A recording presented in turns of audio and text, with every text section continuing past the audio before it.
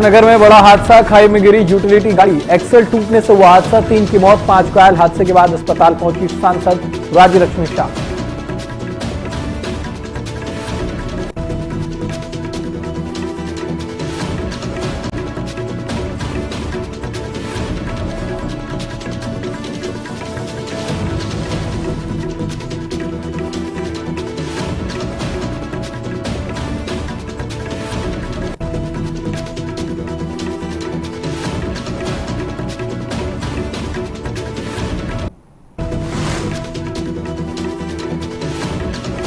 अमेरिकी tariff plan पर CM Dhami का बयान, सीएम ने कहा मोदी ट्रंप बातचीत से भारत को फायदा, भारतीय उत्पादों के लिए खुलेंगे नए मौके।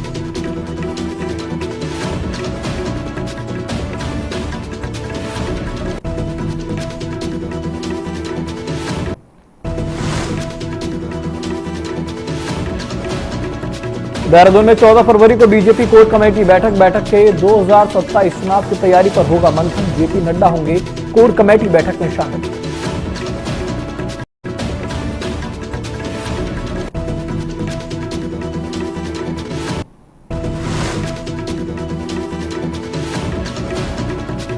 अंकिता मामले पर कांग्रेस के आंदोलनों पर बीजेपी का पलटवार, कुंदन परिहार बोले कांग्रेस भ्रम फैला रही है, सीबीआई जांच को लेकर सरकार गंभीर।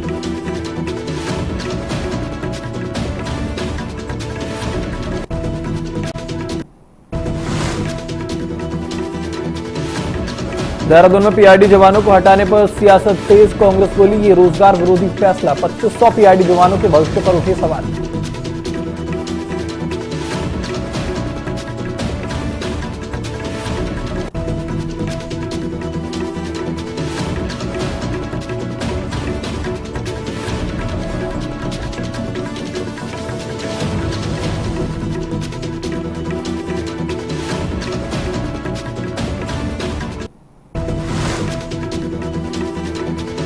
नमस्कार, आप देख रहे हैं न्यूज टीवी इंडिया और मैं हाजिर हूं आपके साथ ऋतिक ठाकुर। बुलेटिन की शुरुआत करेंगे उत्तराखंडी खबरों के साथ। इस वक्त की बड़ी खबर विकासनगर से है, जहां पर एक दर्दनाक सड़क हादसा हो गया। चित्ताड़ से विकासनगर की ओर आ रही एक यूटिलिटी गाड़ी का अचानक एक्सल टूट गया, जिसके बाद गाड़ी अनियंत्रित होकर गहरी खाई में जा गिरी। इस हादसे में 3 लोगों की मौके पर ही मौत हो गई, जबकि 5 लोग गंभीर रूप से घायल हो गए। हादसे के बाद मौके पर अफरा तफरी मच गई। स्थानीय ग्रामीणों ने कड़ी मेहनत और मशक्कत के बाद खाई में उतरकर शवों और घायलों को बाहर निकाला। घायलों को तुरंत विकास नगर के उप जिला चिकित्सालय पहुंचाया गया है, जहां पर उनका इलाज चल रहा है। डॉक्टरों की टीम घायलों पर लगातार नजर बनाए हुए है। इस हादसे की सूचना मिलते ही टेहरी सांसद राज्य लक्ष्मी शाह भी विकासनगर अस्पताल पहुंची। उन्होंने घायलों का हालचाल जाना और उन्हें परिजनों से उनके मुलाकात की। इस मौके पर सांसद राज्य लक्ष्मी शाह ने कहा कि यह घटना बेहद दुखद है। उन्होंने मृतकों के परिवारों के प्रति संवेदना जताई और घायलों के जल्द स्वस्थ होने की कामना की है। साथ ही उन्होंने कहा कि पहाड़ी क्षेत्रों में इस तरह की घटनाओं को रोकने के लिए शासन और प्रशासन को गंभीर कदम उठाने की जरूरत है।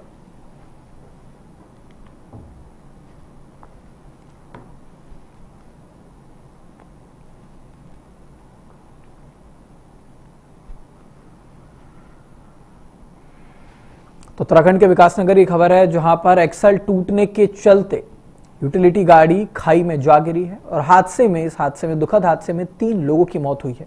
5 अभी भी गंभीर रूप से घायल बताए जा रहे हैं। आप देख सकते हैं, जो एक्सीडेंट हुआ था उसके बाद ग्रामीणों ने यहां पर रेस्क्यू किया है।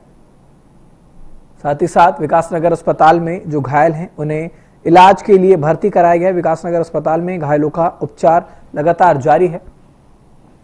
तो बड़ा हादसा विकास नगर में हुआ है, जहां पर एक्सल टूट गया, जिसके चलते यूटिलिटी गाड़ी गिर गई, जिसके बाद खाई में गिरने से 3 लोगों की मौत हो गई है और अभी भी कुछ ऐसे हैं जो गाड़ी में सवार थे वो घायल हैं। लगभग 5 लोग गंभीर रूप से घायल बताए जा रहे हैं, जिनका इलाज विकासनगर अस्पताल में लगातार जारी है।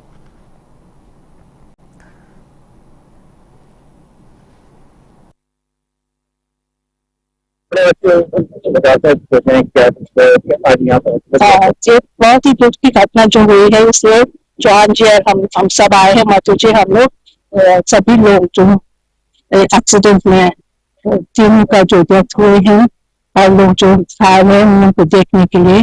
और अभी तो थोड़ा स्लाइटली चलो मेडिकल ट्रीटमेंट चल रहा है, 2-3 दिन लगेगा, क्योंकि जो घटना हुई है बहुत ही दुख की बात है। पहाड़ों में अक्सर पता नहीं क्यों ऐसा होता है, होना नहीं चाहिए। मतलब जिसको पीड़ित लोगों को है, उन लोग के हम लोग, और जो जिसका डेथ हुआ है उन लोग के लिए हम लोग प्रार्थना करेंगे, उनके परिवार के लिए भगवान शक्ति दे। और इसलिए हम सब यहाँ आए हैं उन लोगों को देखने के लिए। अमेरिका के नए टैरिफ प्लान को लेकर उत्तराखंड के मुख्यमंत्री पुष्कर सिंह धामी का बड़ा बयान सामने आया है। मुख्यमंत्री ने कहा है कि प्रधानमंत्री नरेंद्र मोदी के नेतृत्व में अमेरिका के पूर्व राष्ट्रपति डोनाल्ड ट्रंप और भारत के बीच जो भी बातचीत या फिर समझौता हुआ है वो सभी के लिए लाभदायक साबित होगा। मुख्यमंत्री ने इसे भारत के उत्पादकों और निर्यातकों के लिए सकारात्मक बताया। प्रधानमंत्री नरेंद्र मोदी के नेतृत्व में ट्रंप और मोदी के बीच जो भी बातचीत हुई है या फिर जो भी डील हुई वो सभी के लिए लाभदायक है। इससे एक अच्छा परिणाम आएगा, हमारे जो उत्पादक हैं उन्हें भी इससे बढ़ावा मिलेगा और एक बड़े बाजार का रास्ता और भी मजबूत होगा। मुख्यमंत्री पुष्कर सिंह धामी ने कहा है कि अमेरिका के नए टैरिफ प्लान को लेकर केंद्र सरकार पूरी तरह से सजग है और प्रधानमंत्री नरेंद्र मोदी के नेतृत्व में भारत एक के हितों को सर्वोपरि रखा गया है। मुख्यमंत्री ने विश्वास जताया कि इस समझ के बाद भारतीय उत्पादों को अंतर्राष्ट्रीय बाजार में बेहतर अवसर मिलेंगे, जिससे किसानों, उद्यमियों और व्यापारियों को सीधा लाभ पहुंचेगा। साथ ही निर्यात को बढ़ावा मिलने से देश की अर्थव्यवस्था भी और ज्यादा मजबूत होगी। मुख्यमंत्री पुष्कर सिंह धामी को अमेरिका भारत व्यापार संबंधों के लिहाज से अहम माना जा रहा है, जहां पर आने वाले समय में भारतीय उत्पादों के लिए नए अवसर खुलने की उम्मीद जताई जा रही है।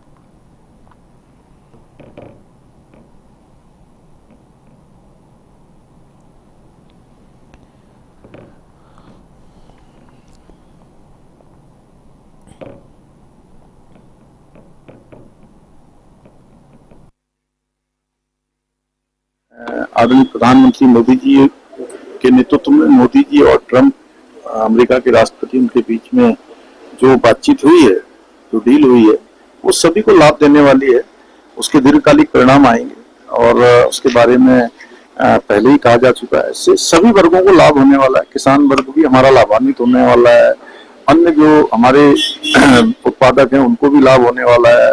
एक बड़ा बाजार दोनों ही देशों के लिए खुलने वाला है और ये भारत के लिए ऐतिहासिक डील है, जिसमें 18%, 50 से 18% पर टैरिफ आया है। इसका अभी सभी को स्वागत करना चाहिए और देश के हित में आगे बढ़ना चाहिए। खबर देहरादून से है, जहां पर 14 फरवरी को बीजेपी की प्रदेश कोर कमेटी की बैठक आयोजित होने जा रही है। इसको लेकर बीजेपी प्रदेश महामंत्री कुंदन परिहार ने जानकारी दी है।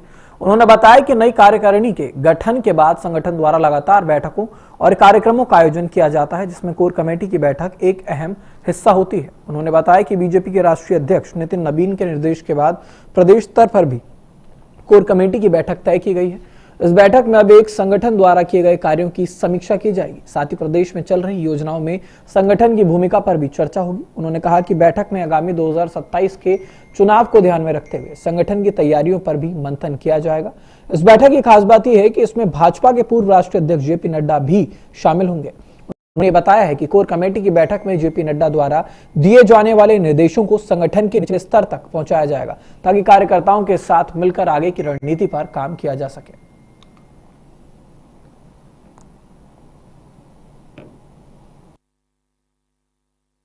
समय समय पर जब नई कार्यकारिणी बनती है तो निश्चित रूप से अनेक प्रकार की बैठकों का क्रम जारी होता है। तो इसी क्रम में कोर ग्रुप का बैठक होना भी एक महत्वपूर्ण बिंदु है। माननीय राष्ट्रीय अध्यक्ष जी की घोषणा के पश्चात पहली बार अपने प्रदेश में कोर ग्रुप की बैठक हो रही है।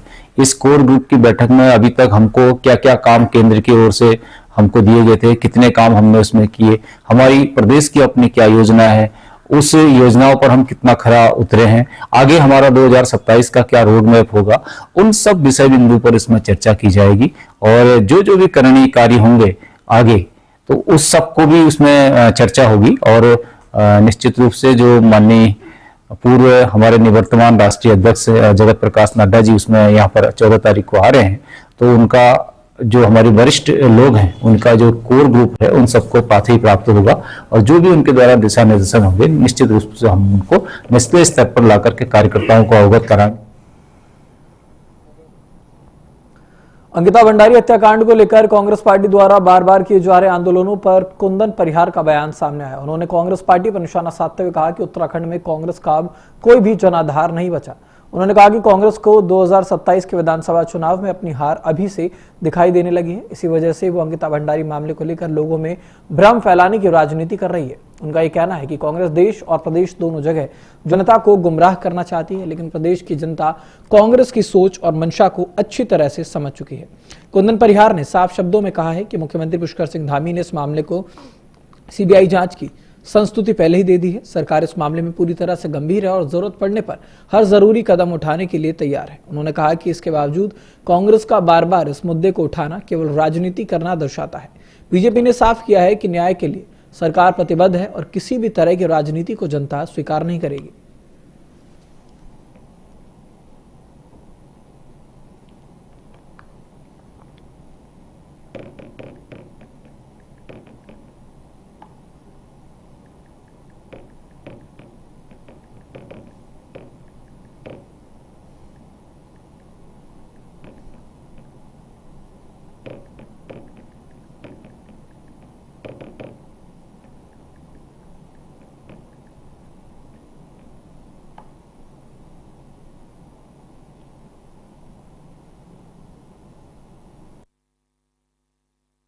निश्चित रूप से कांग्रेस इस उत्तराखंड में अपनी जमीन को खो चुकी है। कांग्रेस को दूर दूर तक 2027 का चुनाव भी कहीं हाथ में नजर नहीं आ रहा है। तो कांग्रेस इस प्रकार के मुद्दों को लेकर के जनता का ध्यान भटकाना चाहती है और इस देश में भी कांग्रेस एक भ्रम फैलाना चाहती है और वही भ्रम इस उत्तराखंड में भी इस अंकिता भंडारी हत्याकांड के माध्यम से कांग्रेस फैलाना चाहती है। लेकिन जनता समझदार है। हम समझते हैं कि जिस प्रकार से इसमें कार्रवाई हुई है उस कार्रवाई के आधार पर और आगे भी जो इसमें मुख्यमंत्री जी ने कहा है कि जो भी इसमें हमें करने के लिए आगे होगा तो वो हम करेंगे। तो इस प्रकार से कांग्रेस को केवल और केवल अपनी राजनीति दिखती है, अपनी खोई हुई जमीन को प्राप्त करना चाहते हैं। इसके अतिरिक्त कांग्रेस का इन सब मुद्दों से कोई लेना देना नहीं है। तो अब खबर देहरादून से है, जहां पर 2500 पीआरडी जवानों को हटाए जाने के फैसले को लेकर सियासत तेज हो गई है। कांग्रेस पार्टी ने इस फैसले पर सरकार पर सीधा हमला बोला है। कांग्रेस का कहना है कि यह फैसला रोजगार के खिलाफ है और इससे हजारों परिवारों के सामने रोजी रोटी का संकट खड़ा हो गया। कांग्रेस नेता प्रीतम सिंह ने कहा कि पीआरडी के करीब 2500 जवान लंबे समय से प्रदेश में यातायात व्यवस्था सुधारने और कानून व्यवस्था में सहयोग देने का काम कर रहे थे। उन्होंने बताया कि ये जवान दिन रात मेहनत करके जनता की सेवा कर रहे थे। इसके बावजूद सरकार ने बजट की कमी का हवाला देकर उन्हें सेवा से हटा दिया। उन्होंने आरोप लगाया है कि एक और सरकार रोजगार देने के बड़े दावे कर रही है, वहीं दूसरी ओर काम कर रहे जवानों को हटाकर उन्हें बेरोजगार बनाया जा रहा है। कांग्रेस का यह कहना है कि इस फैसले से पीआरडी जवानों और उनके परिवारों की आर्थिक स्थिति पर गहरा असर पड़ा है। उन्होंने कहा कि सरकार के इस फैसले के खिलाफ पीआरडी जवान और कर्मचारी वर्ग सड़कों पर उतरने को मजबूर हो चुके हैं। कांग्रेस ने सरकार से इस फैसले पर दोबारा विचार करने की मांग की है।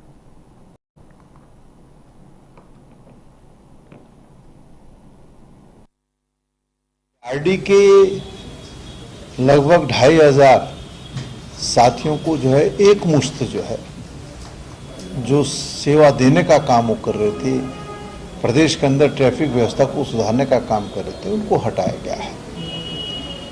और ये कह करके हटाया गया कि धन का अभाव है।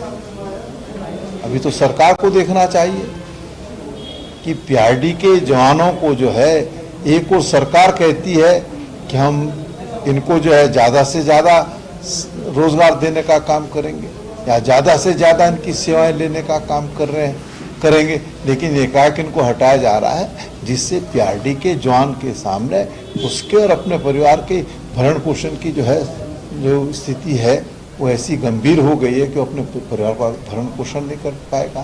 तो मैंने कहा ना कि सरकार तो हर मोर्चे पर विफल है। आज कर्मचारी वर्ग जो है सड़कों पर उतरने का काम कर रहा है।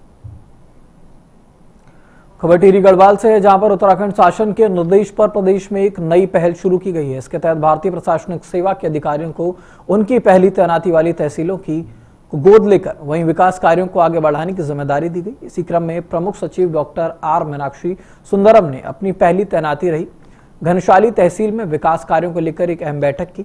बैठक में उन्होंने साफ कहा है कि शासन चाहता है कि गोद ली गई तहसीलों में विकास केवल कागजों तक सीमित न रहे बल्कि जमीन पर दिखाई दे। उन्होंने ये बताया कि घनशाली तहसील में पर्यटन, तीर्थ यात्रा, कृषि और बागवानी की अच्छी संभावनाएं हैं। इन क्षेत्रों को आगे बढ़ाकर स्थानीय लोगों के लिए रोजगार और स्वरोजगार के अवसर तैयार किए जाएंगे। इस बैठक में मौजूद जनप्रतिनिधियों ने संचार व्यवस्था को मजबूत करने, सड़कों और यातायात सुविधाओं को बेहतर करने तथा भविष्य में घनसाली को रेल मार्ग से जोड़ने के सुझाव रखे। प्रमुख सचिव ने इन सुझावों पर गंभीरता दिखाते हुए संबंधित विभागों को जरूरी कार्रवाई के निर्देश दिए। उन्होंने भरोसा दिलाया कि घनसाली के समग्र विकास के लिए शासन हर संभव प्रयास करेगा।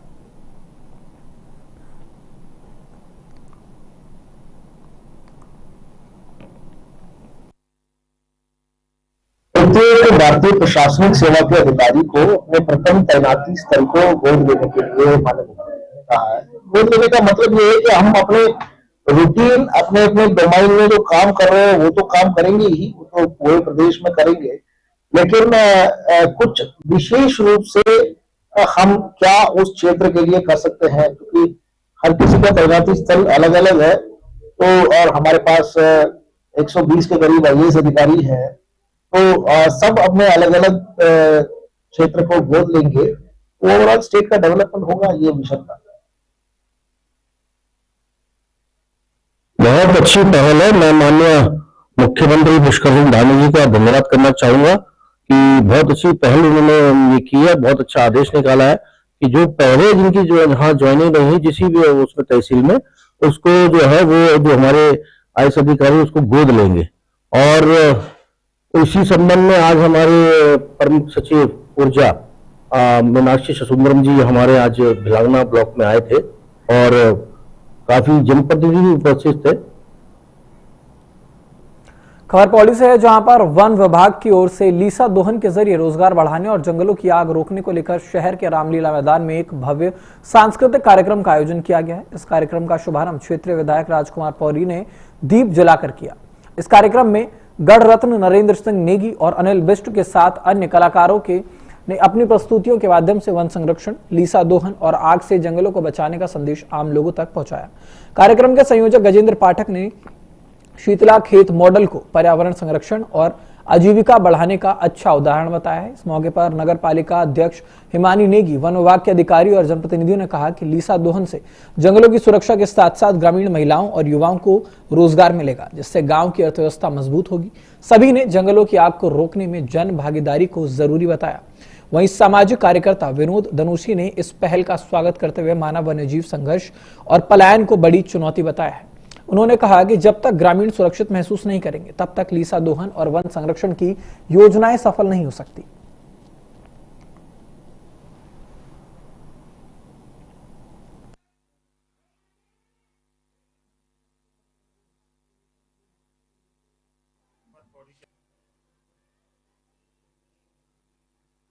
पौड़ी के अंतर्गत ये बहुत ही सुंदर कार्यक्रम आयोजित किया गया है।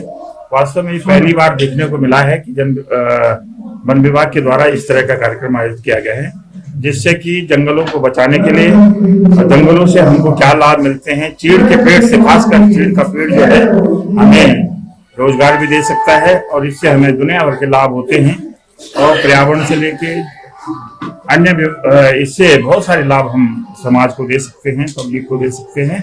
इसके लिए जन जागरूकता के तौर पे ये कार्यक्रम रखा गया है। इसमें गढ़ रत्न आदरणीय हमारे भाई और के कलाकार के रूप में जिनको देखा जाता है। खबर देहरादून से है, जहां पर देहरादून नगर निगम में महिला कांग्रेस ने जोरदार प्रदर्शन किया। बता दें कि बड़ी संख्या में महिला कार्यकर्ता नगर निगम परिसर पहुंची और सरकार और नगर निगम के खिलाफ नारेबाजी की।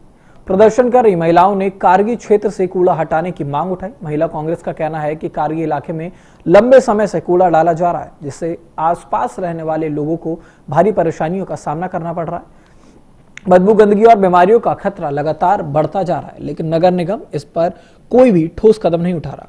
प्रदर्शन के दौरान महिलाओं ने कहा कि कूड़े की वजह से क्षेत्र में रहना मुश्किल हो गया है। बच्चों, बुजुर्गों और महिलाओं के स्वास्थ्य पर इसका सीधा असर पड़ रहा है। महिला कांग्रेस ने मांग की है कि कारगी से कूड़ा तुरंत किसी दूसरी जगह पर शिफ्ट किया जाए और इलाके को साफ किया जाए। इसके साथ ही प्रदर्शन कर रही महिलाओं ने नगर निगम प्रशासन को चेतावनी दी है कि अगर जल्द समस्या का समाधान नहीं किया गया तो आंदोलन को और ज्यादा तेज किया जाएगा। महिला कांग्रेस ने साफ कहा कि जनता की सेहत से कोई भी समझौता नहीं किया जाएगा।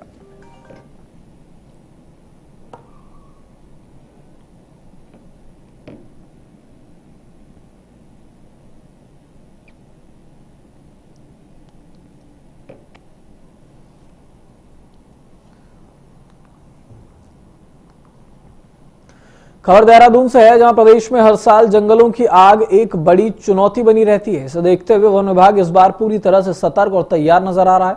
मुख्य वन संरक्षक सुशांत कुमार पटनायक ने बताया कि जंगलों की आग से निपटने के लिए विभाग ने सभी जरूरी तैयारियां पूरी कर ली हैं। उन्होंने बताया कि पूरे प्रदेश में 1438 क्रूज स्टेशन बनाए गए हैं और स्टाफ की तैनाती भी कर दी गई। फायर वाउचर को लेकर भी योजना बनाई जा रही है ताकि कर्मचारियों का बीमा किया जा सके। इसके साथ ही प्रदेश में मौजूद करीब 13,000 किलोमीटर लंबी फायर लाइन की सफाई का काम लगातार किया जा रहा है। मुख्य वन संरक्षक ने बताया कि वन पंचायतों और स्थानीय समुदाय को समय समय पर प्रशिक्षण दिया जा रहा है। चीड़ और पिरूल को इकट्ठा करने का काम भी लंबे समय से किया जा रहा है ताकि जंगलों में आग की घटनाओं को रोका जा सके। उन्होंने कहा कि समय और संसाधनों की कमी को देखते हुए दूसरे विभागों के साथ तालमेल बढ़ाया जा रहा है। इसी कड़ी में 11 फरवरी को एफआईआर परिसर में एक अहम बैठक होगी। वहीं 13 फरवरी को पूरे प्रदेश में मॉक ड्रिल भी आयोजित की जाएगी। बता दें कि 15 फरवरी से 30 जून तक फॉरेस्ट फायर सीजन माना जाता है।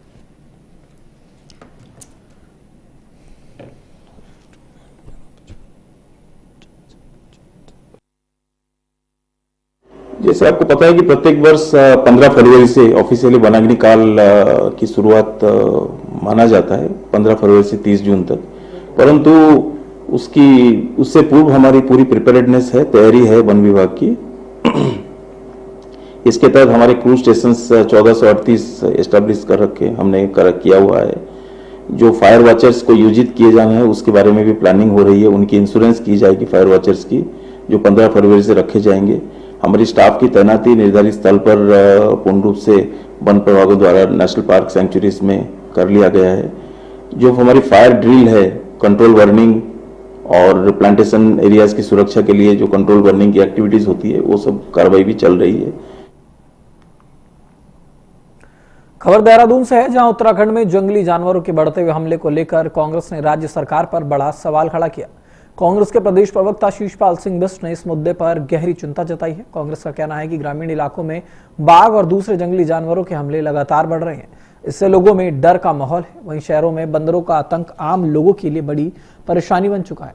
हालात ऐसे हैं कि लोग घर से बाहर निकलने में डर रहे हैं और बच्चों को स्कूल भेजते समय भी परिजन चिंतित रहते हैं। कांग्रेस ने बताया कि बंदरों के कारण लोग घर के बाहर अपना सामान नहीं रख पा रहे। खासतौर पर खाने पीने की दुकानों पर हमेशा नुकसान का खतरा बना रहता है। दुकानदारों का कहना है कि कभी भी बंदर हमला कर सकते हैं, जिससे व्यापार प्रभावित हो रहा है। कांग्रेस ने आरोप लगाया कि वन विभाग इस बार गंभीर समस्या को लेकर गंभीर नहीं है और सरकार को आम जनता की परेशानी नजर नहीं आ रही। कांग्रेस ने सवाल उठाया कि जंगली जानवरों की संख्या लगातार क्यों बढ़ रही है और सरकार अब तक इस पर कोई भी ठोस योजना क्यों नहीं बना पाई।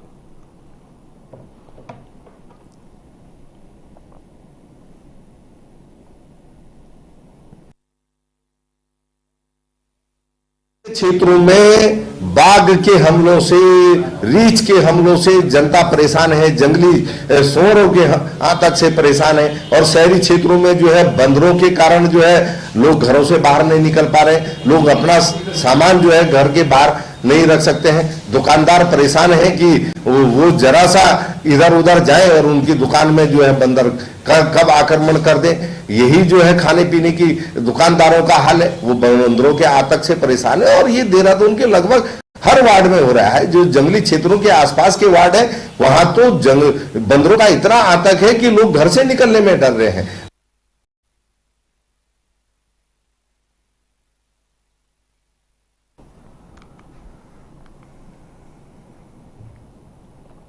अब खबर ऋषिकेश से है, जहां पर ऋषिकेश और आसपास के इलाके में चलने वाले टेम्पो चालकों को अब कंडक्टर सीट हटानी होगी। ये सीट नहीं हटाने वाले चालकों के खिलाफ परिवहन विभाग कड़ी कानूनी कार्रवाई करेगा।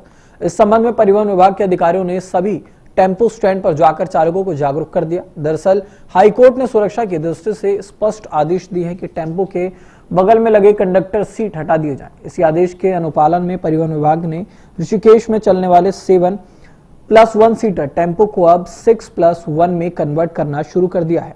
इसी के साथ टेम्पो चालकों को निर्देशित किया गया है कि वो स्वतः ही टेम्पो के बगल वाली सीट को हटा दें। सीट नहीं हटाने वाले चालकों के खिलाफ परिवहन विभाग कड़ी कानूनी कार्रवाई करेगा। इसके साथ ही जिसमें चालान काटने से लेकर टेम्पो सीज करने तक की कार्रवाई शामिल है। एआरटीओ रावत सिंह कटारिया ने बताया कि उच्च न्यायालय के आदेश पर परिवहन विभाग ने ये कार्रवाई शुरू की है। जो चालक कंडक्टर सीट नहीं हटाएगा उन पर टेम्पो की परिवहन विभाग कार्यालय में फिटनेस भी नहीं होगी।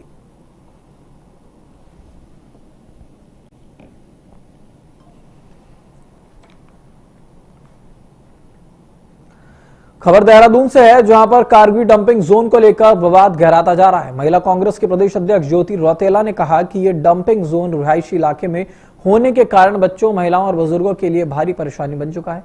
ज्योति रौतेला ने बताया कि कूड़ा उसी दिन प्रोसेस करने का वादा किया गया था, लेकिन रोजाना कूड़ा जमा हो रहा है और कूड़े का पहाड़ खड़ा हो गया। 4 महीने पहले मेयर सौरभ थपलियाल और जिलाधिकारी सचिन बंसल ने शिकायत की, जिसके बावजूद अभी तक कोई भी ठोस कार्रवाई नहीं हुई। इस पर नाराज होकर कांग्रेस कार्यकर्ताओं ने प्रतीकात्मक धरना देकर नगर निगम के खिलाफ प्रदर्शन किया। उन्होंने कहा कि स्वच्छ देहरादून के दावे खोखले साबित हो रहे हैं और प्रशासन इस मामले पर गंभीर नहीं दिख रहा। ज्योति रौतेला ने नगर निगम और जिला प्रशासन से जल्द ही कार्रवाई करने की मांग की है, ताकि इलाके में रहने वाले लोगों की परेशानियों का समाधान हो सके।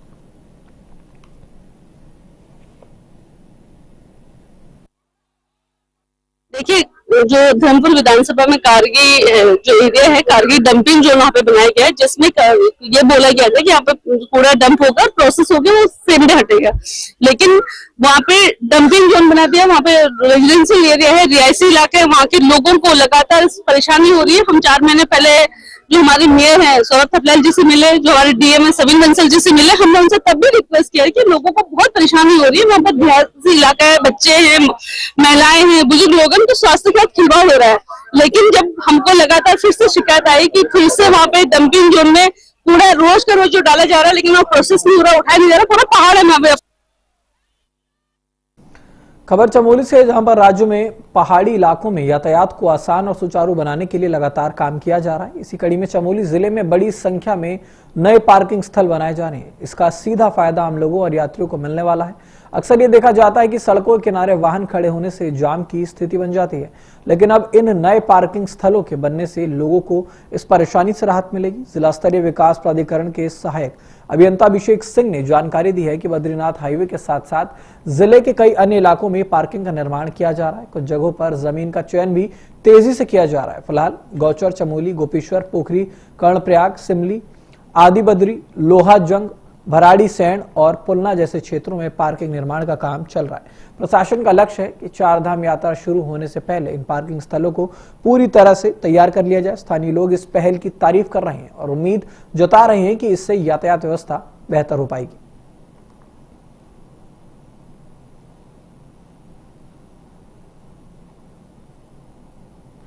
चमोली जिले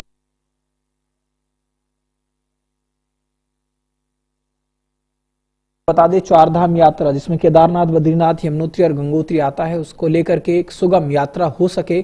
जो सड़क है चमोली की अगर बात करें, बद्रीनाथ का जो रास्ता है वो थोड़ा सा दुर्गम है, जिसके चलते अब प्रशासन थोड़ा अलर्ट मोड पर आ भी चुका है, क्योंकि अलकनंदा की नदी बद्रीनाथ के नीचे से बहती है, जिसके चलते कई बार ऐसे हादसे हुए हैं कि गाड़ियां पलटकर अलकनंदा में गिर जाती है, जिसके लिए अब यहाँ पर पार्किंग से लेकर के सड़क की व्यवस्था जो है वो थोड़ी सी सुव्यवस्थित की जा रही है, ताकि किसी भी प्रकार की कोई अप्रिय घटना यहाँ पर ना घटे। इसकी कोशिश अब उत्तराखंड प्रशासन की तरफ से, शासन की तरफ से की जा रही है। पर उत्तराखंड सरकार द्वारा पूरे गोपेश्वर नगर में और पूरे चमोली जनपद में नई पार्किंगों का निर्माण किया जा रहा है, जिससे कि न केवल यात्रा के दौरान सुविधा मिलेगी और यातायात में जो हमारे जाम जूम लगने का जो पार्किंग की सुदृढ़ व्यवस्था नहीं हो पा रही थी, वो माननीय मुख्यमंत्री उत्तराखंड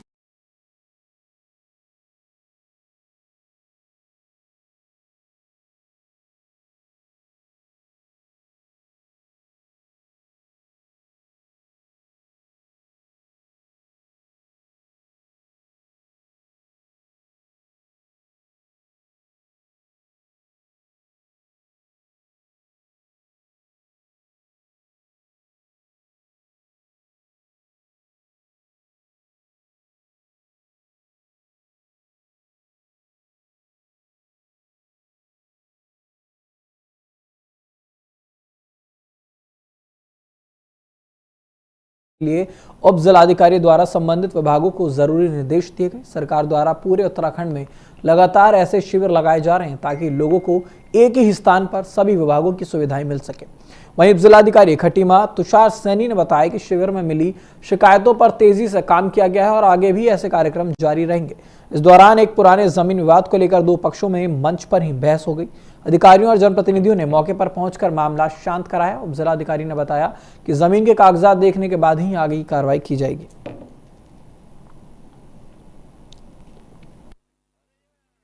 वही नगर पालिका में जन जन की सरकार जन जन के द्वार जो हमारा कैंप चल रहे थे, आज यहाँ पे आयोजित किया गया है। इसमें लगभग 70 समस्याएं हमारे सामने जो है वो आई थी।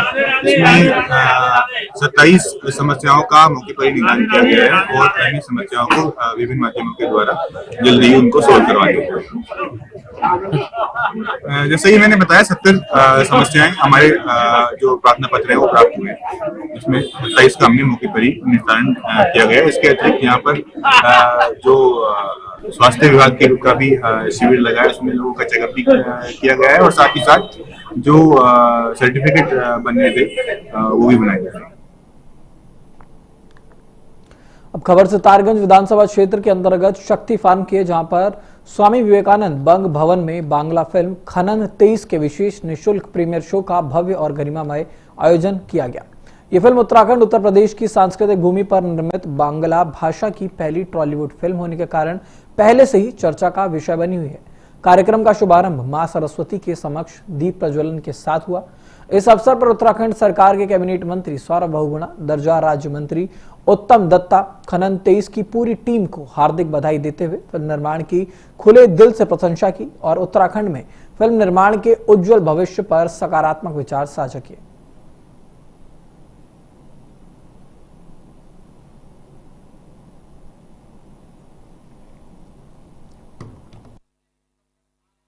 मैंने तो बधाई दूंगा खनन 23 की पूरी टीम को, जिन्होंने अपनी बंगाली भाषा में जो यहाँ पर पिक्चर बनाई है उसका आज कॉम्प्लीमेंट्री यहाँ पर उन्होंने दिखा रहे हैं क्षेत्र को, और अपनी समाज को अपनी भाषा को आगे बढ़ाना और अपनी पद्धति को आगे बढ़ाना एक बहुत अच्छा काम है। मैं बधाई देता हूँ, समझ टीम को बहुत बहुत शुभकामनाएं देता हूँ बंग भवन के लिए, क्योंकि हम एक ऐसे विधानसभा में है जहाँ पे हमारे बंगाली भाई लोगों की बहुत पुरानी डिमांड रही है कि हमारे पास एक बंग भवन होना चाहिए जहाँ पे हम गरीबों की शादी कर सकें, जहाँ पे हम अपने प्रोग्राम कर सकें, जहाँ पे बंगाली समाज अपने लिए बैठ के मीटिंग कर सके। मैं मुख्यमंत्री जी का धन्यवाद करूंगा कि बहुत भव्य बंग भवन उन्होंने यहाँ पे निर्मित किया है। स्वामी विवेकानंद जी के नाम से हमने इस बंग भवन को नाम रखा है इसका। कल खनन 23 में सब लोग गए थे, वहाँ पे बहुत भीड़ हुआ था, सबने बहुत अच्छा बोला और मुझे भी बहुत अच्छा लगा। जो कल प्रीमियर शो था बंग भवन में, ये प्रीमियर शो हुआ था, वहाँ पे हम लोग उपस्थित हुए थे, लेकिन सब लोग ये प्रीमियर शो देखा है, सबको अच्छा लगा, लोगों को बधाई भी दिया सब लोग। और वहाँ पे मुख्य अतिथि के रूप से सौरभ भाई थे, जो सौरभ भाई जो हम बोलते हैं लेकिन ये हमारे। फिलहाल मेरे साथ इस बुलेटिन में इतना ही। आप बने रहें देश दुनिया की तमाम खबरों के लिए सिर्फ न्यूज़ 2 इंडिया पर।